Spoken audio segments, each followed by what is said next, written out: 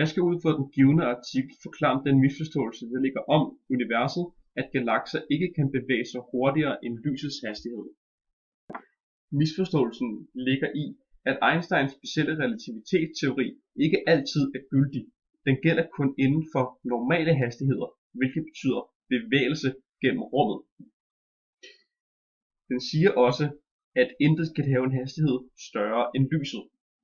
Så hvis man kigger på den her graf her, så kan man se galaksehastigheden og afstanden, at når en galakse når hastigheden op til lysets hastighed, så vil den så flade ud, og galaksens hastighed vil så dermed være konstant på lysets hastighed.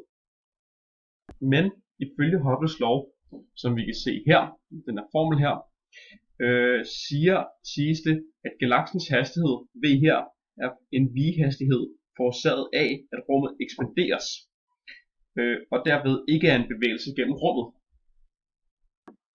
Hubbles lov siger også, at have en v-hastighed større end lysets hastighed overtræder ikke speciel relativitet.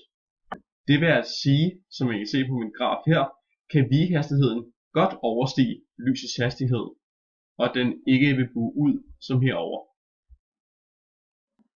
Jeg har skrevet Hubbles lov her, og som jeg har skrevet her, en galakses v-hastighed bort fra os, v, altså dens v-hastighed, er direkte proportionel med dens afstand fra os, betegnet med d.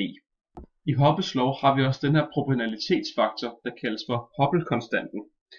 Den siger, at universet ekspanderer med en bestemt hastighed, men at den hastighed varierer.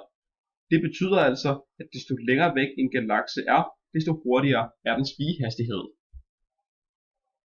Dermed kan en galakse godt bevæge sig hurtigere end lysets hastighed.